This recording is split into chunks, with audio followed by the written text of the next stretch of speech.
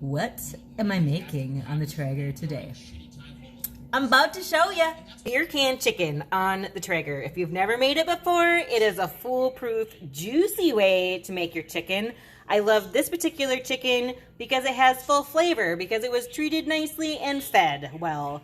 This is a combination of Himalayan salt, fresh cracked pepper, and garlic powder, and then a cold bush. Okay, so I coated the entire thing with the seasoning. All right, here they are on their beer stand. Traeger is set for 300. Chickens are on their perch. Ooh. Look at them in all their glory. Look at that, just dripping. Mmm.